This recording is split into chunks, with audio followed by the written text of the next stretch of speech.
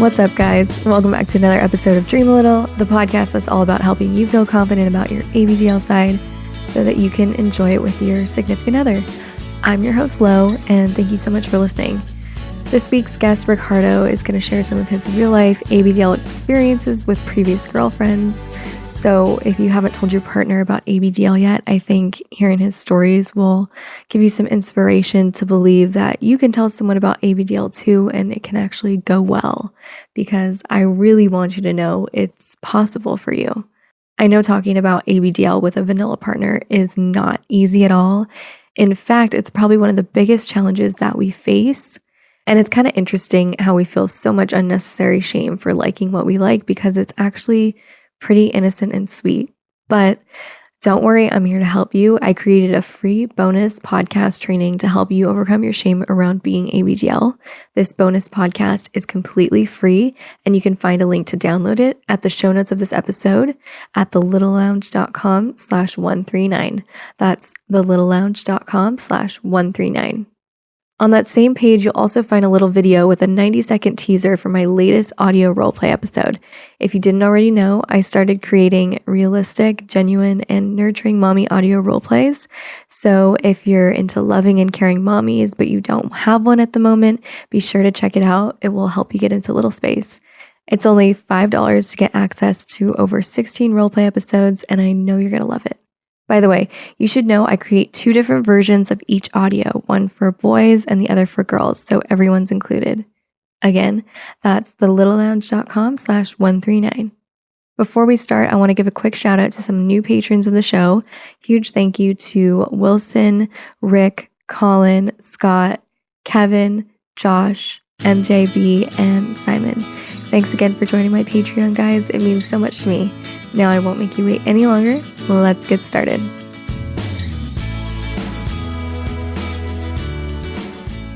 What's up, Ricardo? Welcome to the show. Hey, thank you for having me on. Absolutely. It's been a long time coming. Yeah, thanks for taking the time to talk to me. I know it took a while to get on the phone here, so I'm excited for it. As am I. So can you tell me a little bit about yourself and what you identify as within the ABDL community? Sure. So I'm fairly young, about 24 years old. I identify as a switch. Recently, I've been feeling more DL than AB, but it comes and goes. But yeah, I like all the aspects of being a baby, but also like still caring for someone and being in that dominant role. But sometimes it's nice to just let that go and be submissive, especially for me, because I'm kind of a big guy. I'm 6'3" and about 260 or so. So people can see me as kind of intimidating. Yeah. And I forget that sometimes when I'm dealing with people. But I mean, if only they knew what a big softie I was. Right? Like, I really like that. I mean, I feel like with me and even my boy, especially like from the outside, people would never assume that this was something that we were into, which kind of makes it more special in a way. Yeah. It's like our little secret. So that's really cool. Talk to me a little bit about this, like feeling more DL recently. Have you found that it kind of like comes and goes in waves? Yeah, I think so. It's really kind of like, I don't want to equate it to the binge and purge cycle, because it's not that bad, but it's more like DL is, for me, it's like you can experience it anytime. Like you can integrate it into your life pretty well, and it's just adding diapers in without any of the babyish stuff. Whereas AB, you need a few more props to break that suspension of disbelief or that illusion, kind of. Let's see, what was I thinking? Oh yeah.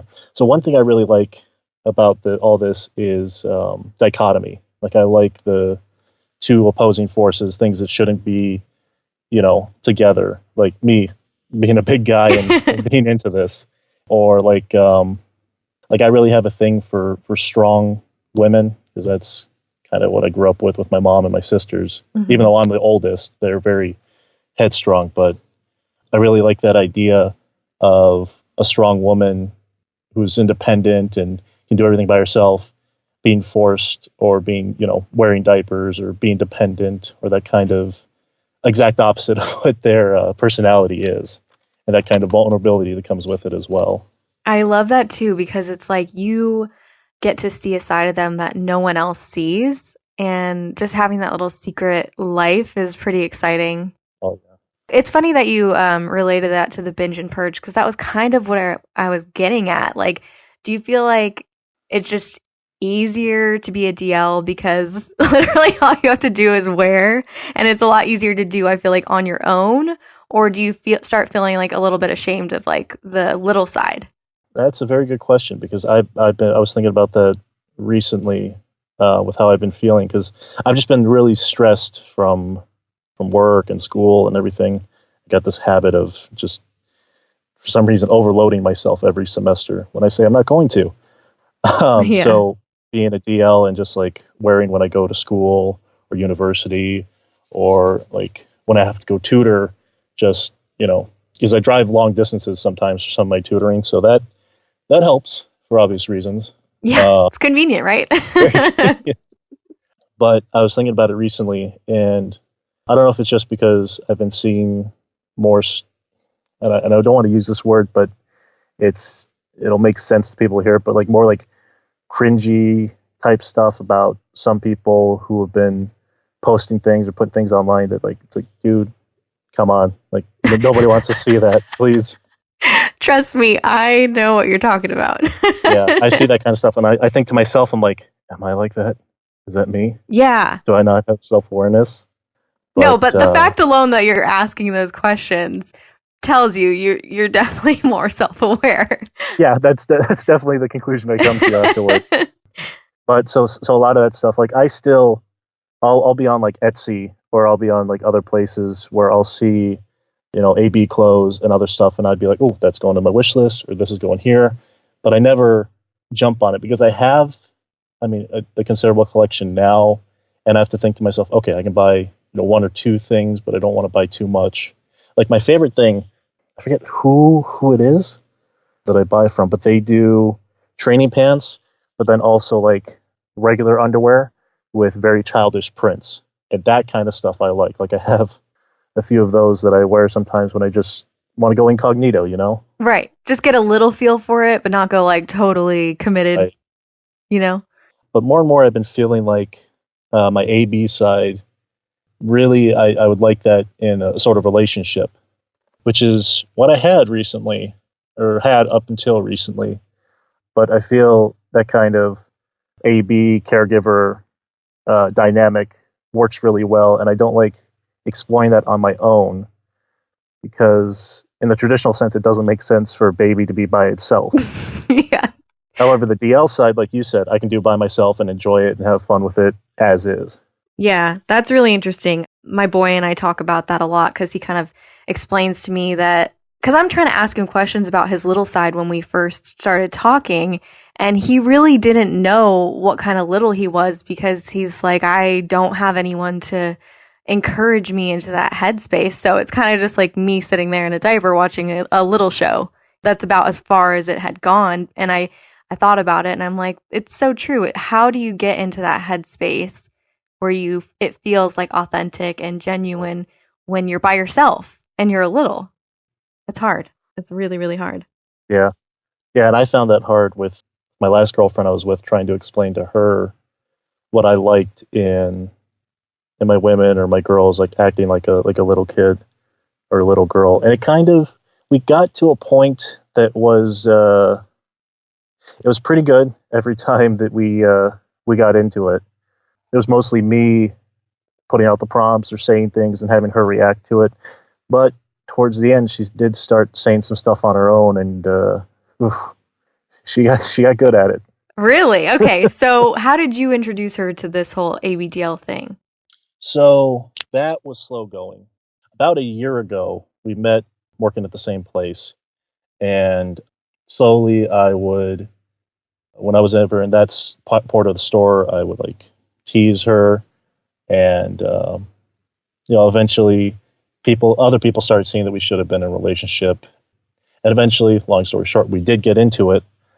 But what happened was, the first date that we had was actually that Christopher Robin movie that came out last year. Oh, okay. Funny enough, yeah. A little movie. Yeah. And It was after that, as I was driving her home, that after I filled up my car in the gas station, we were kind of just sitting there, and I kissed her, the first kiss at that moment. And I was just so high in the moment and feeling so great that I just started telling her, not everything at first. She says that I kind of divulged everything to her, but I don't remember. It's a lot. Even a little bit's probably a lot for some people. Yeah. So like I told her, I like, you know, when girls or women act younger or act like little girls or act all sweet and innocent. I like the kind of corruption of innocence fantasy. I said I absolutely love pigtails or twin tails, whatever you want to call them. Like that of itself is amazing to me. But then I told her I also like girls when they wear overalls or shortalls or cute little dresses or this or that or little things. But I didn't get so far into it.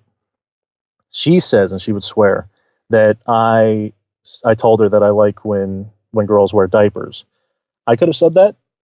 I'm just going to put it out there that she said that I said it. I'm saying that I didn't, because it wasn't until later that I actually did introduce them to her. And that was fun, because what happened was a few weeks or about a month later or so, she had lied to me about something really big and then confessed to it afterwards, after the fact. And I said, well, now that's quite a big lie. Right. You know, I told her normally I'd let this go, but I think some punishments in order. Well played. Well played. And she hates surprises, and she was bugging the hell out of me for what I was going to do. And I said, no, I know this is torture to you. The anticipation. Yeah. And she hated it so much, but she said she loved it as well. What I ended up doing, and I asked her for her measurements so that I could get her a little for big schoolgirl onesie and setup. And she was kind of hesitant about that. I didn't tell her what I was getting her, but she was hesitant because she's a very voluptuous woman. So she said I wouldn't be able to find anything in her size. I said, oh, you want to bet? Challenge accepted. Yeah. So I found her that outfit, and I bought a couple of sample packs from ABU. I bought her some lavenders, some space, a couple cushies, and I think that was about it. I bought about 4 of them, all in size. I think large is what they had at the time. So I'm like, well, I hope this works. So we got those, and I brought everything over when it finally came in. And I told her, now, because you lied to me, and because, you know, every child knows you're not supposed to lie, that's when I told her to open up each of the bags. And I said, I think it's time I teach you a lesson, little girl. And she was kind of hesitant at first, but she was also really turned on by what we were about to do. Yeah, because what? I love it. I don't know. I guess just because she loved me so much, and as I am, she was excited to do something. Maybe she was also just excited not to be in the doghouse anymore. Probably that too. Yeah. So I told her, now what you're going to do is you're going to put this dress on. You're going to get all dressed. You're going to do your hair up in pigtails, and you're going to put one of these diapers on. And she said to me, I don't know how to put one of those on. I said, oh, great. Then I'm going to diaper you then. How convenient. Conveniently, yeah. You happen to know how to do that. I'm very good at that. Right. So afterwards, you know, she got dressed. She looked wonderfully cute. And I diapered her up, powdered her up. And then that's when the punishment started. The fun? The punishments? The punishment. Yeah, the punishment started. So I started spanking her lightly at first, and then started upping it because she said that she couldn't feel it, obviously. Mm-hmm. And then after that, I had her stand in a corner with her hands over her head. And then the teasing started. Uh-oh. The knee bounces and the real deep and heavy teasing. Yeah. And after finally, when she was just a hot mess, begging me to quit punishing her, that's when her and I did the deed. Yeah. All right. That was actually the first time her and I had done that together. What? So, yeah. Wow. That's amazing. First of all, I don't know how you pulled that off. That's some you've got a good eye for that, first of all. You really took advantage of a situation that could have went poorly and you made it awesome. So that's cool. Was that just like a dream come true for you or what? Oh my God, was it? Yes. Was that the first time you had ever done anything ABDL with anyone, or had you tried stuff before? That was the second time. Oh, okay. So you had kind of had a little time to practice and figure out what you liked and didn't like before. I learned from my mistakes, I can tell you that. We all do. We all got to make those mistakes first, don't we? I will say the biggest thing about it is confidence. 100%. 110%. But the other side of that coin, flipping it over, is when you're rejected, take it with grace. Yes. Leave it be. Don't discuss it. Push it under the rug. Just continue on. Because that silence, that silent resignation and acceptance speaks volumes about confidence and being secure in yourself. Oh my God, I love that. I love that so much, and also not being self-deprecating about it, Oh, yeah. Yeah. You have to build yourself up. You have to say like how great it is. Because, I mean, personally, myself, I have a lot of people tell me how great I am. Not often, but they do tell me. And I don't get it often. Like, I had some people tell me recently, whatever compliments they were giving me, I said, oh, yes, of course I am. Thank you. And they're like, that's not how you're supposed to accept a compliment. That's how I accept compliments because I don't get them often. I'll take them where I can get them then. Exactly, yeah. But you're like, just let me have my moment, okay? Don't you take it from me. Exactly. But you got to take it with grace, right? Right. Yeah. So that's one thing that's important for me is I build myself up. I'm my greatest cheerleader. So you gotta be, especially when you're into ABDL, because nobody else is going to be cheering you on for that, right. Probably, except for me. Yeah. Well, that's just it. A lot of your stuff actually helped me build myself up as well. Really? I've followed you since well before you had Dream a Little, and I've been a patron on and off for a while when I could support you. So I do have you to thank for a lot of that. That means a lot to me. That's really cool. So wait, let's talk about those mistakes first. Oh boy, here we go. Here we go. You thought you could get away with it, but no, we're gonna talk it out. It's almost as if I have a fetish for embarrassment. We all kind of do in this community, I'm pretty sure. Oh yeah. So the first time was my first girlfriend, my high school sweetheart. So every classic mistake that you said to never do in your podcasts, mm-hmm. I checked them off. Textbook, right? You gotta go through the list just to make sure it doesn't work, right? Right. And the funny thing is, half the time when you were saying those mistakes, I'm like, no, there's no way. How did she know that? That's exactly what I did. Because I did it too. That's exactly how I know. So we were high school sweethearts, but not until, and I kid you not, the last semester of our senior year.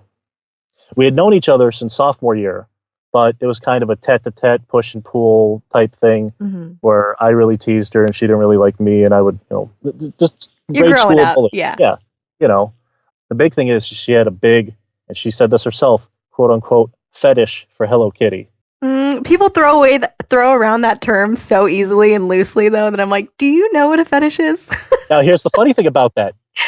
When she did a presentation in sophomore year, she was doing a presentation about Hello Kitty, and that's the word she used. Fetish. Huh. And everyone laughed because she didn't know the sexual connotations of that. How do you not know? Is there another meaning for the word fetish? Well, yeah, the original meaning was just like an intense fascination. Oh, that's what it's original. Oh, so she was actually right, but everyone else was just immature. Well, it's a class full of sophomores. Myself included. I'm like, haha. No, I'm just kidding. Yeah. But yeah, so she actually after that learned what that meant, and boy, did her face turn red. Oh, I bet.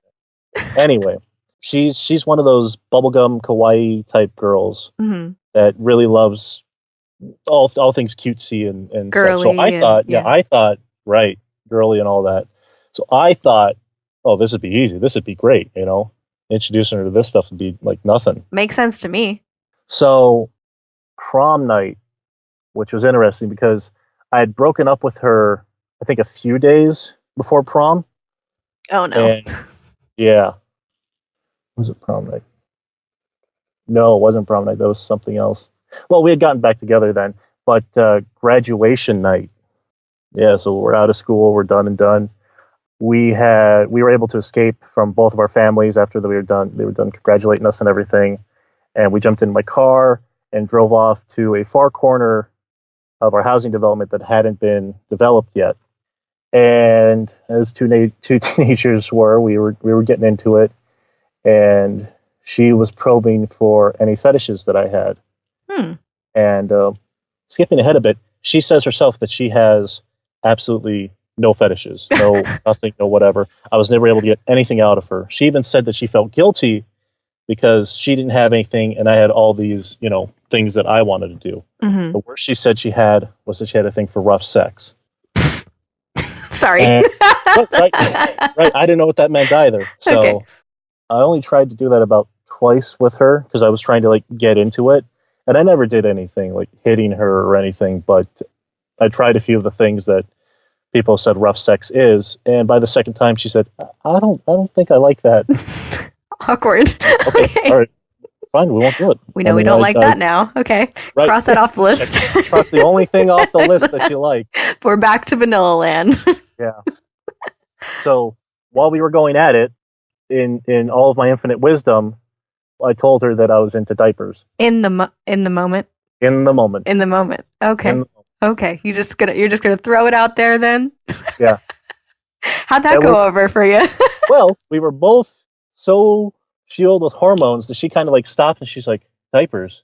And I said, yeah, big, thick, adult, fluffy, cute printed diapers. And with you acting like my little baby girl. And she kind of stopped, thought about it for a second, went, yeah. I can do that. And then we both went back just into macking. Okay. And, I underestimated this girl. She sounds cool now. Well. Oh no. Another turn is coming up, isn't it? Cool. Okay. I'm not going to spoil it. I'll bring it at the end. But she was wonderful. She was great. I loved her dearly. So a few days later, she texts me and she's asking me about the diaper thing. And the funny thing is, in our text messages, we had a safe word for either one of us to start talking about it. And it was banana cannon. Banana cannon? Like a cannonball? Right. Okay. Just because it rhymes and she thought it was cute. Okay. Also, a funny side note, she's allergic to avocados. So our safe word was avocado. Okay. Anyway, so yeah, with banana cannon. And actually it was a signal response, I think. One of us would say banana cannon, the other one would say anchors away, if it was okay. Okay, got it. So is it cool to talk about this diaper thing? Basically, is what that means. So she asked me about that and she said, I'm looking this up online and I don't think I really like it. Well, said, no shit. What did you find? No. I said, what? I typed it in and all I'm seeing are girls who are in dog cages, wearing dog collars and eating out of dog bowls. Is that what you want me to do? Wait, what? How did this get mixed up? Yeah, I'm like, no. Turn the computer off. Yeah. So we talked about it, and I showed her some other stuff, and she was okay with that. She liked that, and so our relationship progressed on, and I actually got her some samples. We had gone through a couple of the diapers that were available online at the time, and I eventually got her some teddies from Bambino. Right. And one of the great things I remember is when she was driving up to see me, because I moved for university and she was still in the same town we were in, but we weren't too far away. She was driving up to meet me or coming to see me, and I greeted her and she came in. She came into my bedroom, walked in, turned around. We were talking for a bit, and she said, "You don't notice?" What? Oh my God. And she said, "You're kidding me, right? Like, you can't tell?" I said, "What are you talking about?" And so she threw her bags down on the bed and started undoing her pants and dropped her pants, and she was wearing one of the teddies. And I'm like, what? oh my God. Okay, that's the dream right there. Right. What? Are you serious? Yeah, I'm dead serious. This wasn't a dream. This actually happened? This actually happened. I was there. Wow. So what else happened? Oh, yeah, for one of our anniversaries, or I think it might have been a Valentine's Day, she had gone to a sex shop in our town and bought a couple things. One of them being a riding crop. And I think she went to another shop to get a really fancy, I don't know, what do you call it, like a bodice or yeah, like lingerie, like lingerie, like something that a dominatrix will wear. Like a corset. Corset, thank you. Yeah. Ding, ding, ding. So she had asked for a couple of fantasies that I wanted to act out. And she wanted to take more of a dominating role. Ooh. I'm like, oh, okay, this is nice. So she came over to my house. She had all this other stuff. And she said, no, you're not allowed to look at all. So, okay, fine. Yeah, I'll just seclude myself over here and you get dressed, do whatever you need. And so what we did was she got all dressed and she had me go outside, walk outside of my house. I said, okay, fine. And we were role playing a daycare scenario I had thought about. And so I like knocked on the door and she answered and I said something about like, oh yeah, I'm here to pick up my little brother, blah, blah, blah. And she was dressed as she was with her hair done up in a bun and the corset and everything. She said, oh yes, come on in. We've been expecting you, blah, blah, blah, this and that and that. And as it slowly progressed, she was gaslighting me, quote unquote, into thinking that I belonged in the daycare. Wow. And every time that I interrupted, she would hit me with a riding crop. Hot. And, yeah, until eventually she got me back into my room, tore my pants off, and diapered me up. And we were getting really hot and heavy into it. And just before we were about to like really get into it, she kind of stopped, broke down a little bit, and she's like, I'm sorry, I'm not good at this doming stuff. And then I said, no, you're great at it. You're great. And I was consoling her. And then I turned it on her. Oh, you switched on her. Yeah. And then I switched on her in the immediate thing and started babying her. It sounds like she needed that at that point. She really did. Yeah. She was not much of a dom after that. It's not for everyone, you know? Now, the best story. This is the absolute best one I've been waiting to tell, but I wanted to say everything in succession. She loves Disneyland, and she was always planning for us to go to Disneyland. So, about a year or so into our relationship, I bought us tickets, and we were planning to go out to LA. And it's about an 8-ish hour trip from where we are, and we were going to take my dad's big old truck because it's nice, it's got enough space and everything. And she said, oh, I'll help you with the driving, and we'll split it. I said, cool, great. But the best thing is I bought some Bambino Bellissimos. Oh, yeah. For us to wear. So we had a diapered road trip. That's awesome. Now, the apex of the story was that just as we were starting out, she was starting to fall asleep. And when she was just in that suggestive state, that little cusp of almost falling asleep but still awake, I was talking to her and putting suggestions in her head. And while still driving, both my hands on the wheel, just looking over and talking to her, I had slowly suggested to her that she should take her skirt off and just be sitting there in her diaper. And she did it? And she did it. Still asleep, motioning through it, took her skirt off. And oh man, I wish I would have been able to reach over and help her take it off and throw it in the back so she couldn't put it back on. What are you, a hypnotist? It was the first time I ever tried it. I should try that sometime. You got to wait till they're almost asleep, right when they're vulnerable. Okay. Yeah, taking notes over here. So, the greatest thing is she slept for about half an hour like that, and she was twisting around, moving around, and then she started to wake up. And I kid you not, it's like everything came flooding back at once. She slowly, sleepily opened her eyes. They bolted open. She looked down at her pants, they weren't there. Looked over at me, looked down again, put her hands over her crotch. She's like, "Oh my God, what did you do?" I said, "Sweetie, I did absolutely nothing. You're the one who took off your skirts." She's like, "Why would you do that?" I said, "I didn't do nothing." She's all embarrassed. Well, that's still hot too. Right, and Love that. I'm Like, who do you think's gonna see you, huh? I mean, look, there's nobody around here. I mean, a few of the truckers were happy to see you like that, but They're gone. They're long gone. they're long. Way behind us. Well, that's amazing. So to put a sad cap on this story, she did end up breaking up with me, and I never really knew if it was because of this stuff or not, because she was very willing participant, and I never really forced anything on her. Sounds like it. Unless she was about to go to sleep and you put suggestions in her head. No, just kidding. Again, you cannot convince somebody to do something they don't want to do. True. But I know during that relationship, if I can be self-analyzing, I was kind of a selfish lover when it came to certain things. So I can understand how she felt that way.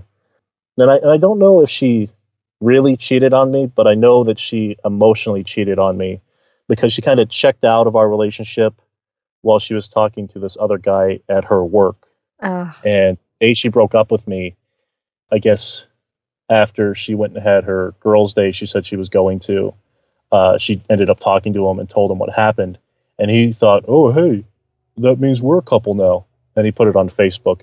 And this is before we had told any of our friends or anything. I didn't have friends calling me and saying, like, hey, are you and her all right? You guys still together? I said, yeah, we're fine. Why? She's already in another relationship, yeah, apparently. I'm like, oh, my God. Ugh, and the funny horrible. thing is, I called her after that and was talking to her about it.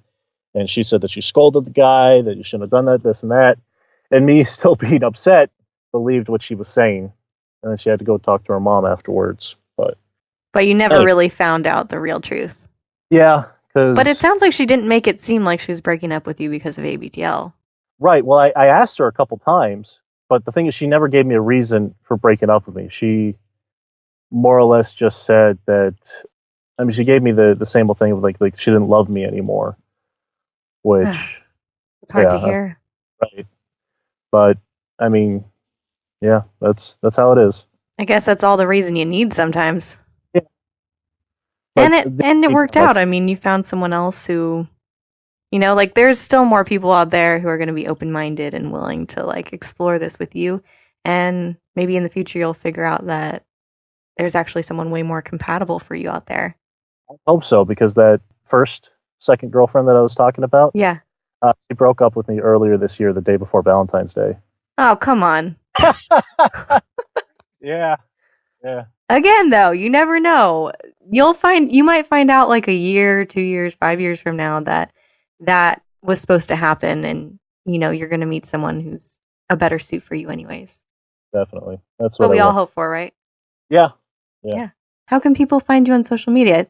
I got two things here. I got myself I want to plug, and I do have a friend who he posts some deep introspective stuff on ABDL that I told him I'd give him a shout out here. Absolutely. His name is Aberrantly Me, and that's on Instagram and Twitter.